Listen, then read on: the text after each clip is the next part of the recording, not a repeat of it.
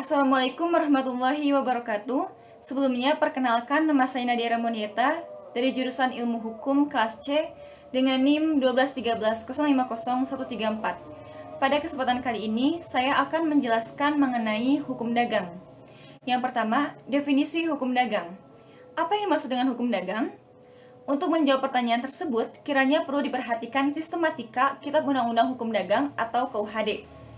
Kitab Undang-Undang Hukum Dagang dibagi dalam dua buku, yakni buku pertama tentang dagang pada umumnya dan buku yang kedua tentang hak-hak dan kewajiban yang terbit dari pelayaran.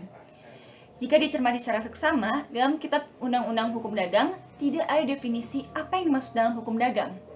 Mungkin pembentuk hukum undang-undang beranggapan rumusan atau definisi hukum dagang diserahkan kepada pendapat atau doktrin dari para sarjana. Untuk memahami makna hukum dagang, berikut dikutip rumusan hukum dagang yang dikemukakan oleh para sarjana, yaitu yang pertama, hukum dagang adalah hukum yang mengatur soal-soal perdagangan yaitu soal-soal yang timbul karena tingkah laku manusia dalam suatu perdagangan. Yang kedua, hukum dagang adalah bagian dari hukum perdata pada umumnya, yakni yang mengatur masalah perjanjian dan perikatan-perikatan yang diatur dalam 3BW. Dengan kata lain, hukum dagang adalah himpunan peraturan-peraturan yang mengatur seseorang dengan orang lain dalam kegiatan perusahaan yang terutama terdapat dalam kodifikasi Kitab Undang-Undang Hukum Perdata. Hukum dagang dapat pula dirumuskan sebagai serangkaian kaidah yang mengatur tentang dunia usaha atau bisnis dan dalam lalu lintas perdagangan. Yang ketiga, hukum dagang atau Handelsrecht adalah keseluruhan dari aturan hukum mengenai perusahaan dalam lalu lintas perdagangan. Sejauh mana diatur dalam Kitab Undang-Undang Kitab Undang-Undang Hukum Dagang dan beberapa undang-undang tambahan. Di Belanda, hukum dagang dan hukum perdata dijadikan dalam satu buku, yaitu Hukum 2 dalam BW Baru Belanda. Di hukum dagang adalah hukum perserikatan yang timbul khusus dari lapangan perusahaan. Dari pengertian hukum dagang, sebagaimana yang dikemukakan oleh para sarjana tersebut, maka dapat dikemukakan secara sederhana, rumusan hukum dagang adalah serangkaian norma yang timbul khusus dalam dunia usaha atau kegiatan perusahaan. Norma tersebut dalam bersumber pada aturan hukum yang sudah dikodifikasikan, yaitu Kitab Undang-Undang Hukum Perdata dan Kitab Undang-Undang Hukum Dagang maupun di luar kodifikasi. Perdagangan atau perniagaan pada umumnya ialah pekerjaan membeli barang dari suatu tempat pada suatu waktu dan menjual barang itu ke tempat lain pada waktu yang berikutnya dengan maksud memperoleh keuntungan. Di zaman modern ini, perdagangan adalah pemberian perantara kepada produsen ke konsumen untuk membelikan atau menjual barang-barang yang mempermudah dan memajukan pembelian dan penjualan. Pada pokoknya, perdagangan mempunyai tugas untuk yang pertama, membawa dan memindahkan barang-barang dari tempat-tempat yang berkelebihan atau surplus ke tempat-tempat yang berkekurangan atau minus. Yang kedua, memindahkan barang-barang dari produsen konsumen. Yang ketiga, menimbun atau menyimpan barang-barang itu dalam masa yang berkelebihan sampai mengancam bahaya yang berkekurangan. R. Sukardono mengemukakan bahwa hukum dagang adalah bagian dari hukum perdata pada umumnya, yakni yang mengatur masalah perjanjian dan perserikatan yang diatur dalam buku 3 Burgerlich Wetboek atau BW. Dengan kata lain, hukum dagang adalah himpunan peraturan-peraturan yang mengatur seseorang dengan orang lain dalam kegiatan perusahaan yang terutama terdapat dalam kodifikasi KUHD dan KUH Perdata. Hukum dagang dapat pula dirumuskan sebagai serangkaian kaidah yang mengatur tentang dunia usaha atau bisnis dan dalam lalu lintas perdagangan. Dagang adalah hukum yang mengatur tingkah laku manusia yang turut melakukan perdagangan dalam usaha memperoleh keuntungan. Dapat dikatakan juga, hukum dagang adalah hukum yang mengatur hubungan hukum antar manusia dan badan-badan hukum satu sama lainnya dalam lapangan perdagangan. Hukum dagang ialah hukum yang mengatur tingkah laku manusia yang turut melakukan perdagangan untuk memperoleh keuntungan, atau hukum dagang adalah aturan-aturan hukum yang mengatur hubungan orang yang satu dan lainnya dalam bidang perniagaan. Selanjutnya, kita akan masuk pada sejarah hukum dagang. Sejarah perkembangan hukum dagang sebenarnya telah dimulai sejak abad pertengahan Eropa yang terjadi di negara dan kota-kota di Eropa yang pada zaman itu di Italia dan Prancis Selatan telah lahir kota-kota sebagai pusat perdagangan seperti Genoa, Florence, Venetia, Barcelona, Marseille, dan negara-negara lainnya. Pada tahun 1807 di Perancis dibuat hukum dagang tersendiri dari hukum sipil yang ada, yaitu Code de Commerce, yang tersusun dari Ordonnance du Commerce 1673 dan Ordonnance de la Marine 1838. Pada saat itu, Netherlands menginginkan hukum dagang tersendiri, yaitu KUHD Belanda, dan pada 1819 direncanakan dalam KUHD ini ada 3 kitab dan tidak mengenal peradilan dan kitab 1. Karena asas koordinasi juga, maka pada 1 Mei 1948 di Indonesia diadakan KUHS. Adapun KUHS Indonesia ini berasal dari KUHS Netherlands yang dikodifikasikan pada 5 Juli 1830 dan mulai berlaku di Netherlands pada 31 Desember 1830.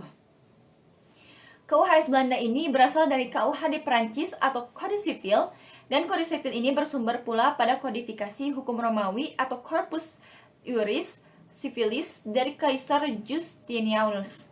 Tapi pada saat itu, hukum Romawi atau Corpus Iuris Civilis tidak dapat menyelesaikan perkara-perkara dalam perdagangan.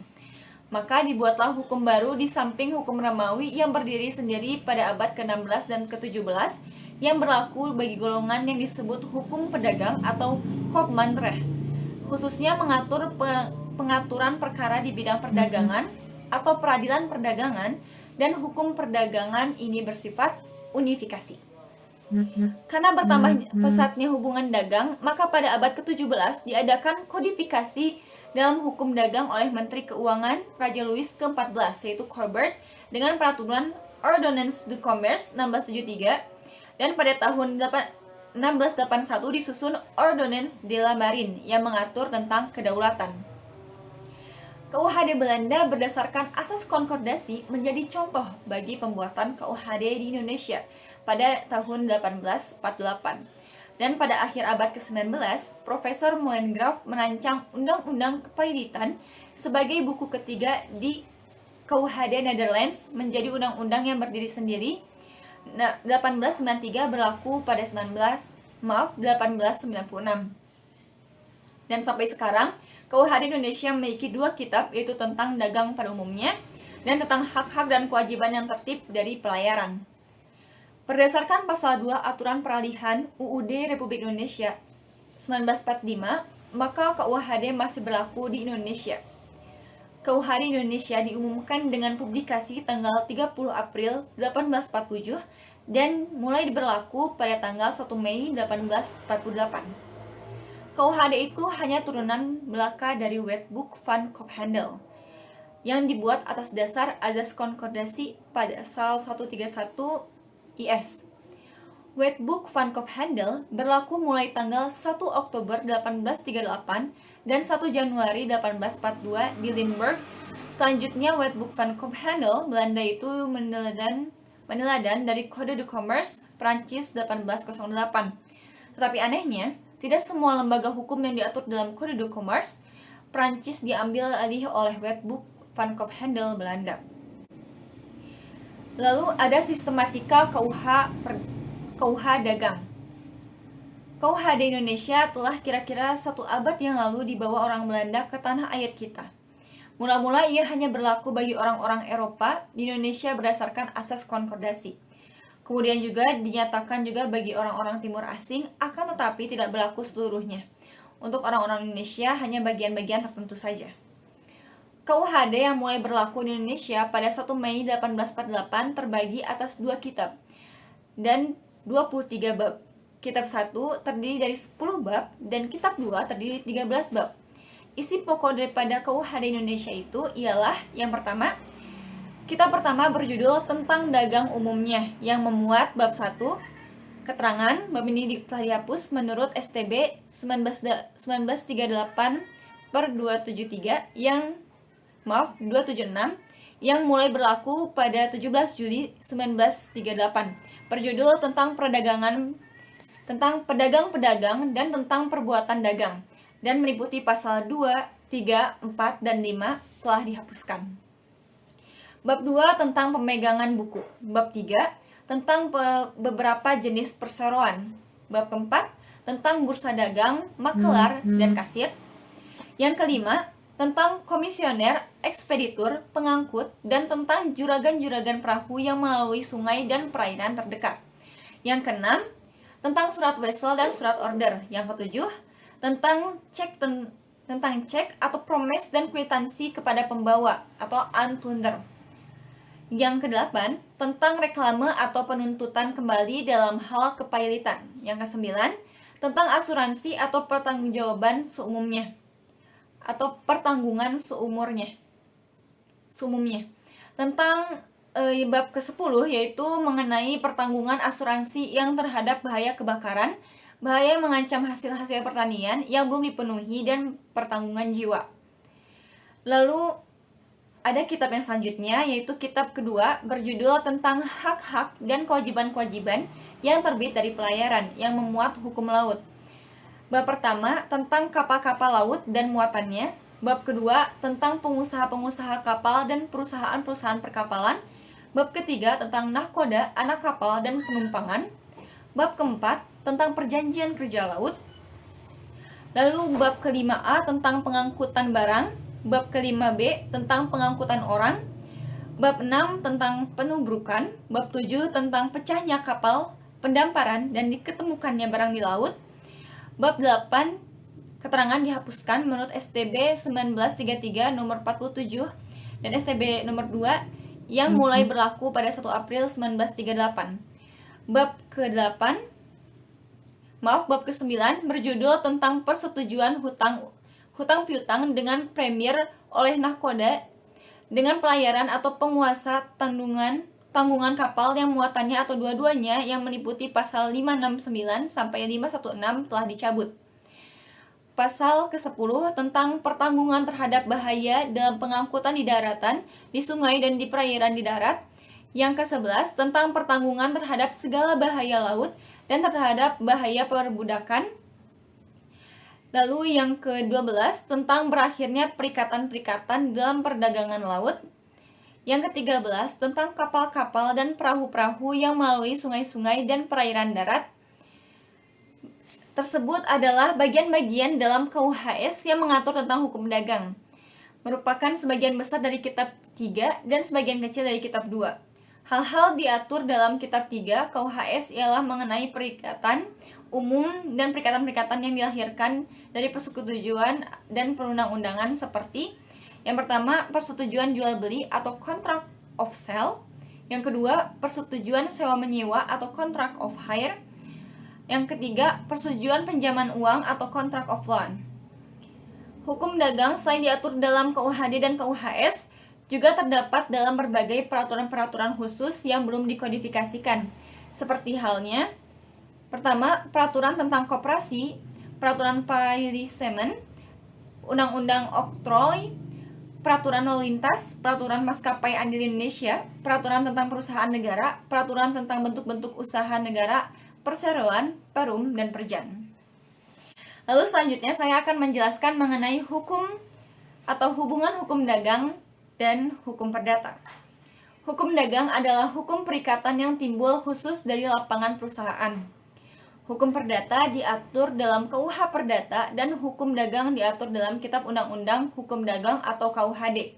Kesimpulan ini sekaligus menunjukkan bagaimana hubungan antara hukum dagang dan hukum perdata. Hukum perdata merupakan hukum umum atau lex generalis dan hukum dagang merupakan hukum khusus atau lex specialis. Dengan diketahuinya sifat dari kedua kelompok hukum tersebut, maka dapat disimpulkan keterhubungannya sebagai lex specialis derogat lex generalis, artinya hukum yang bersifat khusus mengesampingkan hukum yang bersifat umum. Adigium ini dapat disimpulkan dari pasal 1 Kitab Undang-Undang Hukum Dagang yang pada pokoknya menyatakan bahwa Kitab Undang-Undang Hukum Perdata sebagai seberapa jauh dalam Kitab Undang-Undang Hukum Dagang tidak bisa dikhususkan diadakan penyimpangan-penyimpangan. Berlaku juga terhadap hal-hal yang disinggung dalam Kitab Undang-Undang Hukum Dagang. Hukum antara KUHD dan KUH Perdata adalah sangat erat.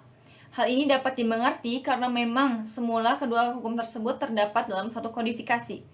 Pemisahan keduanya hanyalah karena perkembangan hukum dagang itu sendiri dalam mengatur pergaulan internasional dalam hal perniagaan. Hukum dagang merupakan bagian dari hukum perdata, atau dengan kata lain, hukum dagang merupakan perluasan dari hukum perdata.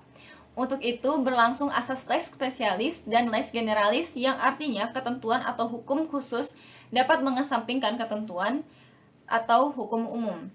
KUH Perdata atau KUHS atau KUH Per dapat juga dipergunakan dalam hal yang tidak diatur dalam KUH Dagang sepanjang KUHD mengatur secara khusus. Lalu berlakunya hukum dagang.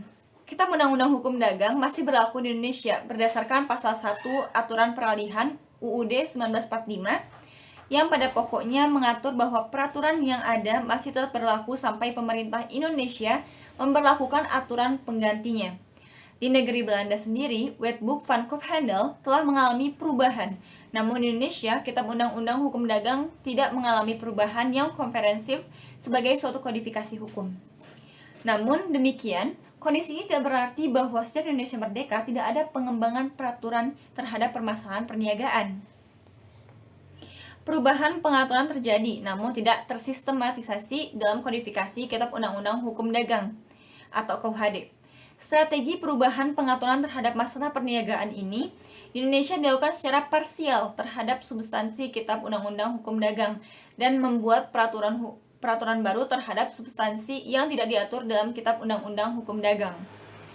Selanjutnya saya akan menjelaskan atau menyebutkan sumber-sumber hukum dagang. Hukum dagang Indonesia terutama bersumber pada yang pertama, hukum tertulis yang dikodifikasikan. Contohnya, Kitab Undang-Undang Hukum Dagang atau KUHD atau Wetboek van Koophandel Indonesia. Yang kedua, Kitab Undang-Undang Hukum Sipil atau KUHS atau Burgerlijk Wetboek Indonesia atau BW. Yang kedua, ada hukum tertulis yang belum dikodifikasikan, yaitu peraturan perundang-undangan khusus yang mengatur tentang hal-hal yang berhubungan dengan perdagangan. Sifat hukum dagang yang merupakan perjanjian yang mengikat pihak-pihak yang mengadakan suatu perjanjian. Itulah pembahasan mengenai hukum dagang. Berikut akan saya rangkum atau saya ringkas mengenai pembahasan yang tadi saya sampaikan. Dari berbagai pengertian di atas, maka hukum dagang ialah aturan-aturan hukum yang mengatur hubungan orang yang satu dengan yang lainnya, khususnya dalam perniagaan. Hukum dagang adalah hukum perdata khusus. Pada mulanya, kaidah hukum yang kita kenal sebagai hukum dagang saat ini muncul di kalangan kaum pedagang sekitar abad ke-17. Kaidah-kaidah hukum tersebut sebenarnya merupakan kebiasaan di antara mereka yang muncul dalam pergaulan di bidang perdagangan. Ada beberapa hal yang diatur dalam KUH Perdata, diatur juga dalam KUHD. Jika demikian adanya, maka ketentuan-ketentuan dalam KUHD itulah yang akan berlaku. KUH Perdata merupakan lex generalis atau hukum umum yang sedangkan KUHD merupakan lex specialis atau hukum khusus. Dalam hubungannya dengan hal tersebut berlaku adagium, lex specialis derogat lex generalis. Hukum khusus menghapus hukum umum. Itulah pembahasan yang dapat saya sampaikan. Selanjutnya saya akan memberikan daftar pustaka mengenai dari mana saja informasi yang saya dapatkan, yaitu yang pertama dari buku karya Ibu Nengyani Nurhayani 2021 Pengantar Hukum Indonesia, diterbitkan di Bandung oleh penerbit Mukti Kasindo. Lalu yang kedua ada Hukum Dagang dan Perusahaan Indonesia yang ditulis oleh Eri Haryanto pada 2013 yang diterbitkan di Surabaya oleh Pena Salsabila. Yang ketiga ada Hukum Dagang Jakarta Prajna Pramita yang ditulis oleh Ihsan Ahmad pada 1987. Yang keempat, Hukum Dagang Indonesia diterbitkan di Jakarta oleh Serongan yang ditulis oleh R. Sukardono pada 1963. Dan yang kelima, Dafusnya ialah Kamus Istilah Hukum Belanda Indonesia, edisi Bahasa Indonesia diterjemahkan oleh Saleh Adiwinata dan kawan-kawan. Diterbitkan di Bandung oleh Bina Cipta, ditulis oleh Andrea Volkmann pada 1983. Sekian pembahasan yang dapat saya sampaikan. Mohon maaf jika banyak kekurangan. Terima kasih atas perhatiannya. Wassalamualaikum warahmatullahi wabarakatuh.